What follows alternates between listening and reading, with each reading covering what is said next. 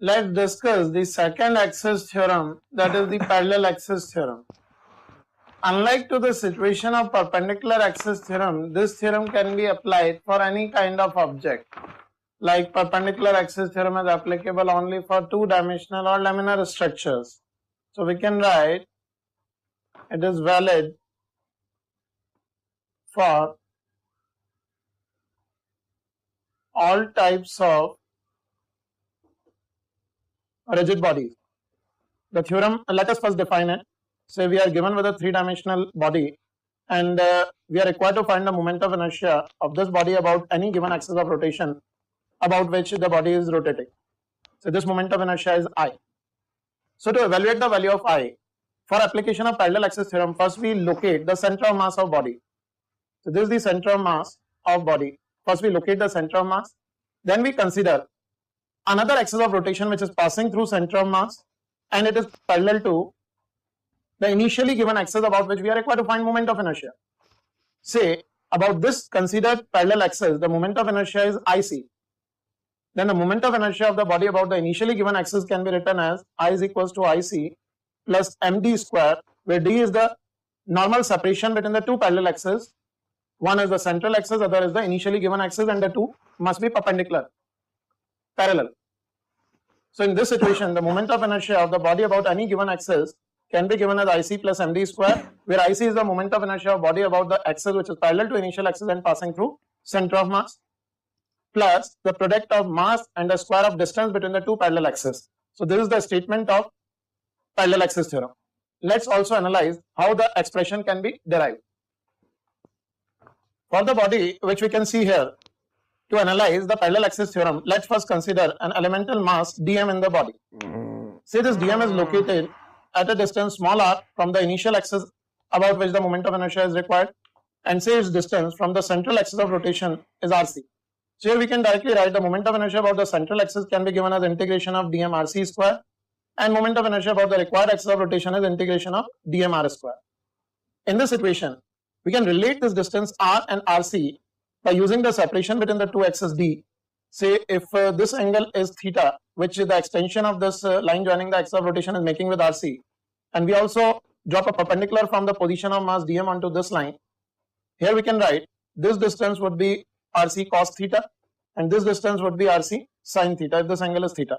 So we can simply write in the situation r square is equal to rc sin theta whole square plus this is d plus rc cos theta whole square. Here we are just using Pythagoras in this right angle triangle.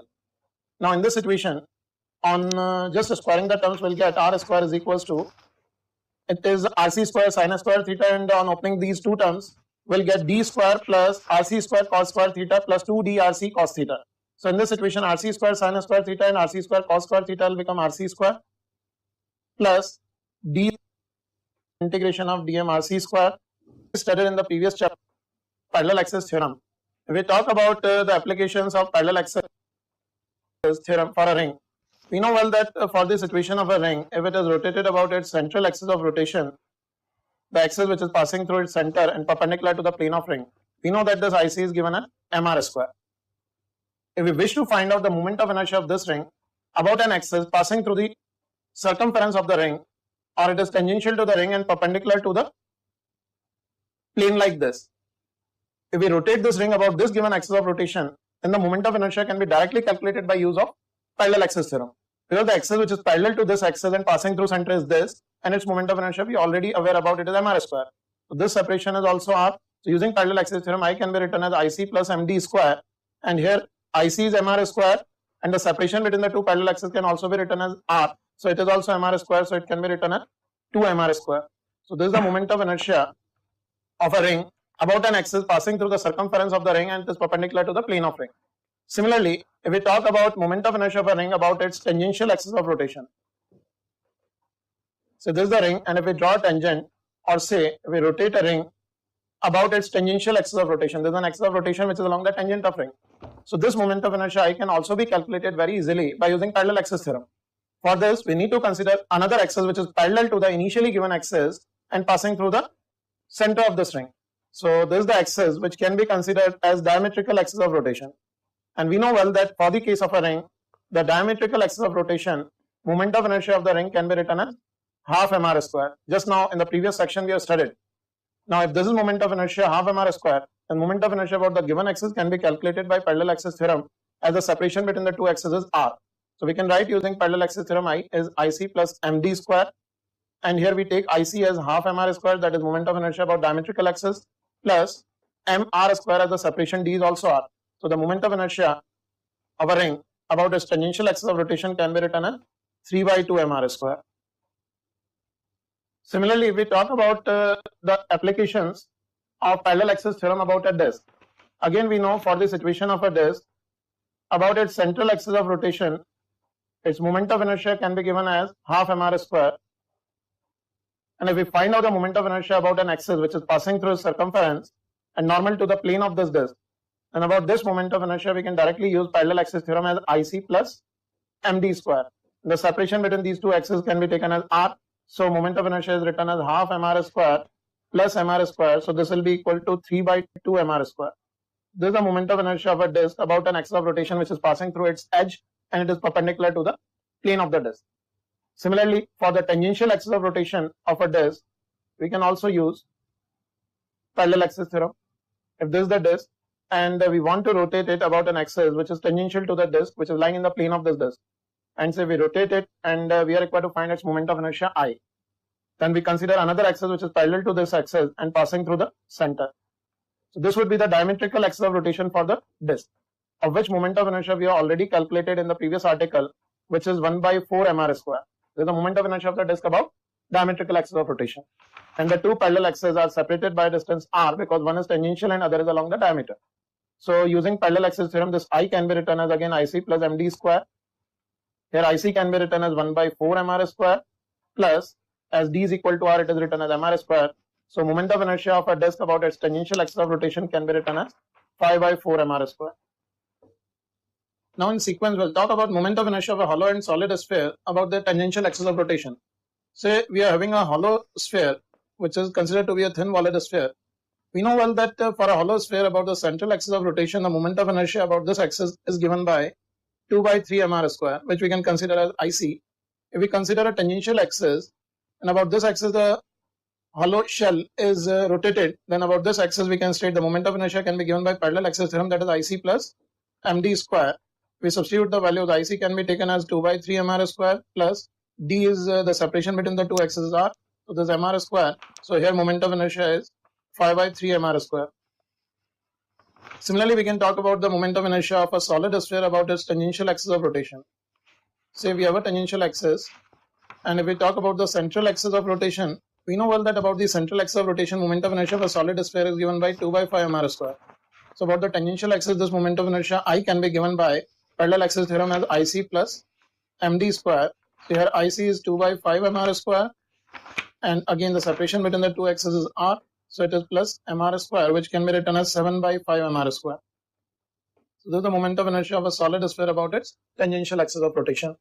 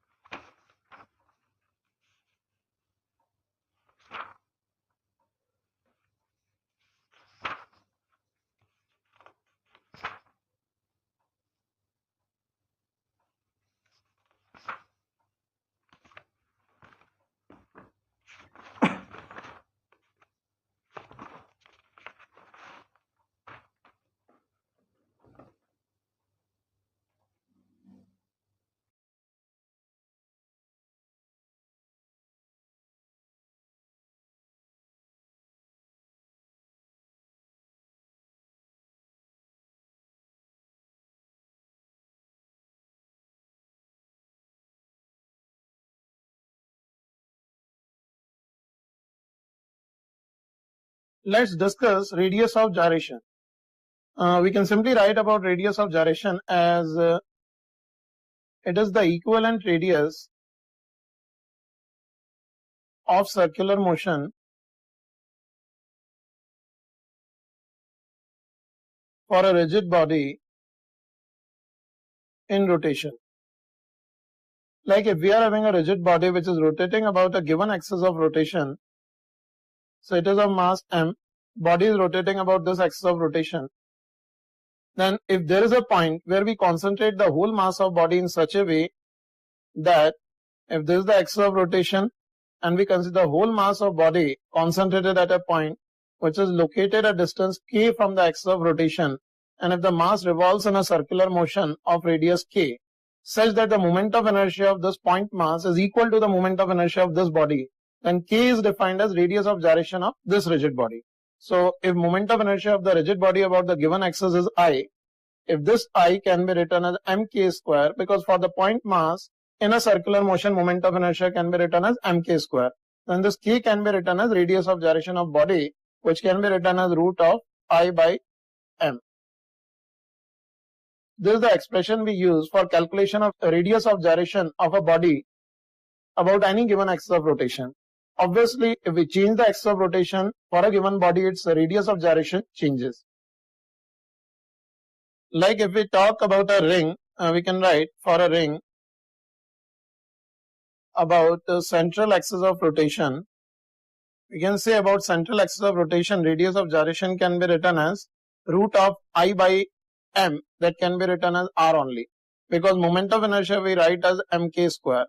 So if radius of gyration for a ring about central axis of rotation is r, then moment of inertia will be mk square. Similarly, for the ring, if we talk about its diametrical axis of rotation, so we can write for diametrical axis of rotation k, we can write as r by root 2, because in this situation if k is equals to r by root 2, the moment of inertia we get will be mr square by 2. Similarly, for a sphere, if we talk about central axis of rotation, we know that moment of inertia is equals to 2 by 5 mr square. So in this situation, we can equate it to mk square. This will give us radius of gyration as root of 2 by 5 r. In this manner, we can find out moment of inertia of any given object if its radius of gyration is known. Or similarly, if moment of inertia is known, we can find out its radius of gyration. Like again, if we talk about for a solid cone, about central axis of rotation, we can state about central axis of rotation, the moment of inertia of cone is written as 3 by 10 mr square, which we can equate to mk square. So a radius of gyration of a cone about central axis of rotation we can write as root 3 by 10 r. This is the way how we analyze radius of gyration and the relation of moment of inertia with radius of gyration.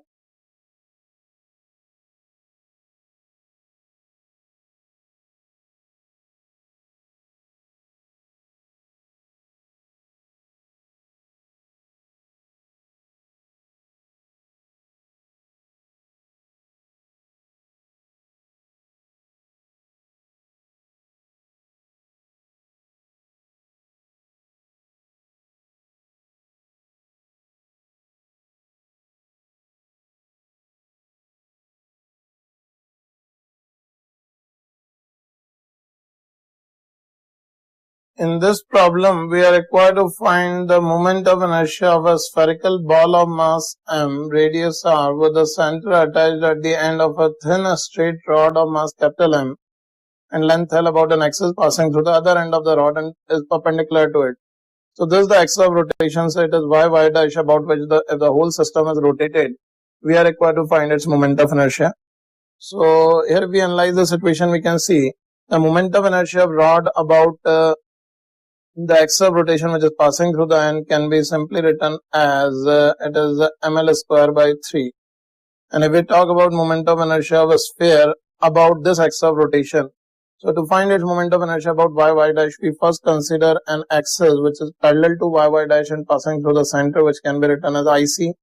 And if we apply the parallel axis theorem for this axis of rotation, we can write I have a sphere about the given axis y dash is IC plus small ml square. And IC we can write for the sphere about its central axis is 2 by 5 mr square plus this ml square. Now the total moment of inertia for the given sphere about the given axis y dash can be written as I of rod plus I of a sphere about the axis y dash, which is equals to ml square by 3 plus 2 by 5 mr square plus ml square. That will be the answer to this problem.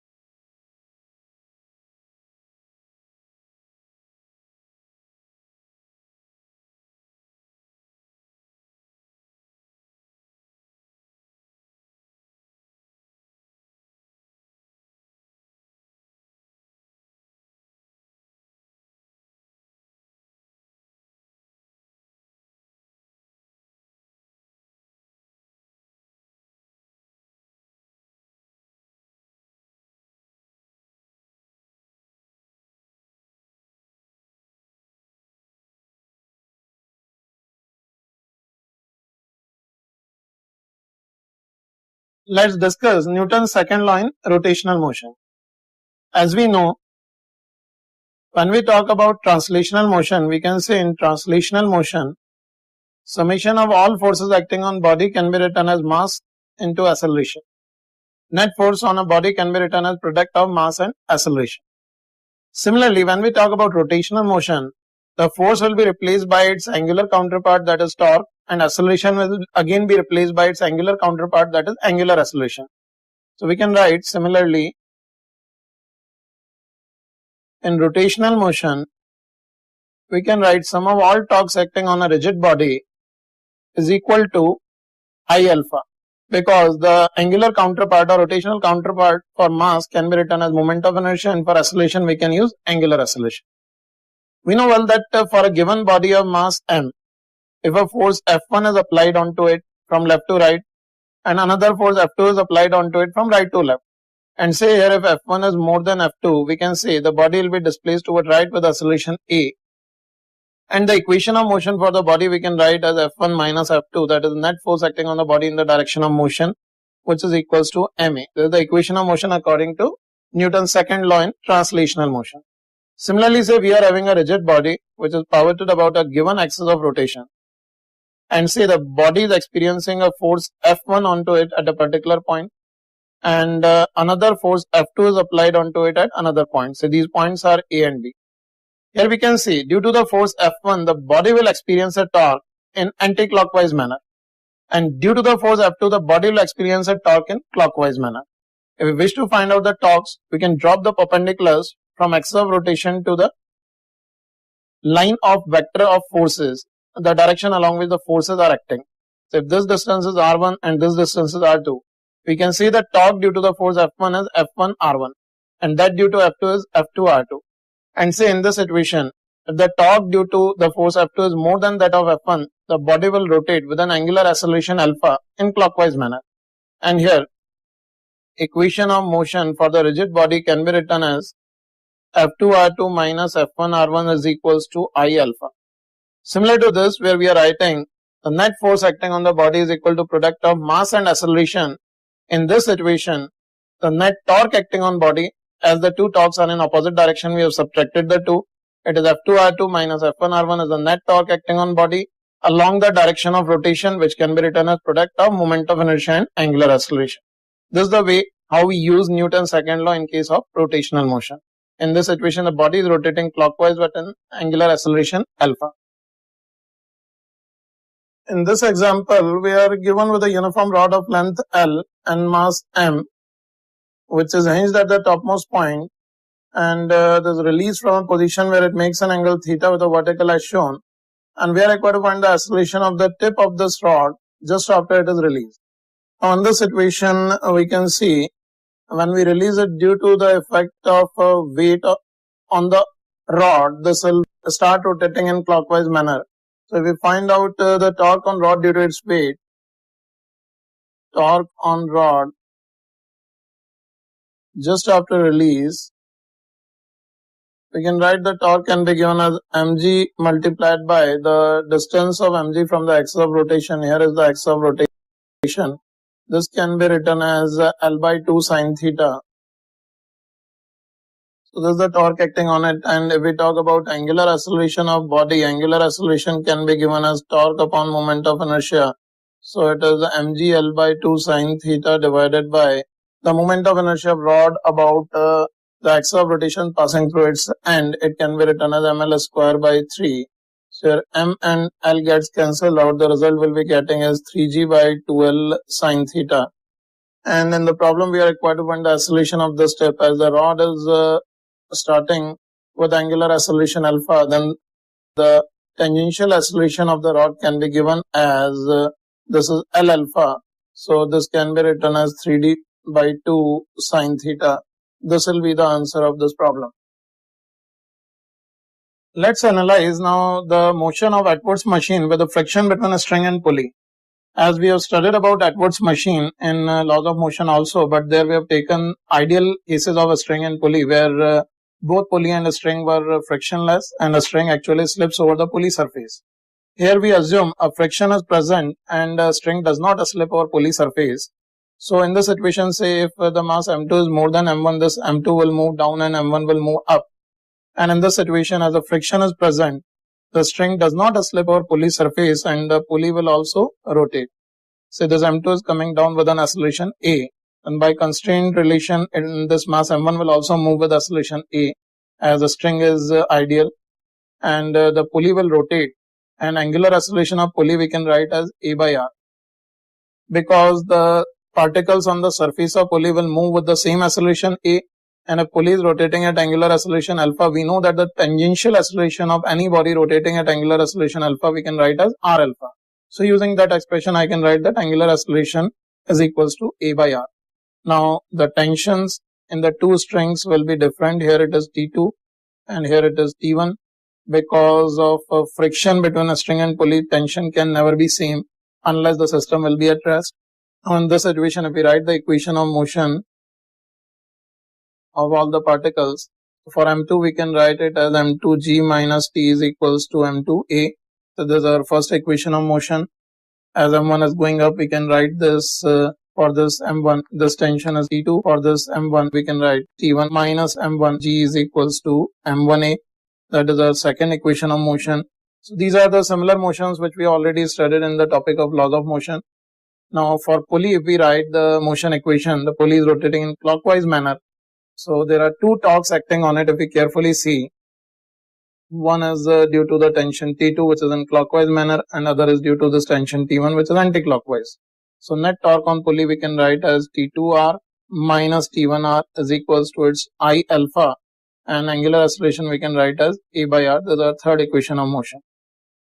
And to analyze the situation, I can take this r on the right side of equality, and if we add the three equations, you just carefully have a look here. This T2 gets cancelled out, T1 also gets cancelled out. I'll be getting m2 minus m1 into g is equals to m1 plus m2 plus I by r square into a. So on solving, I'll get the acceleration of the blocks, that is m2 minus m1 upon m1 plus m2 plus I by r square into g. This is a way how we find the acceleration of the blocks in case of an Edwards machine. If a string does not slip over the pulley surface, it will rotate the pulley along with it, and pulley is also having a moment of inertia I.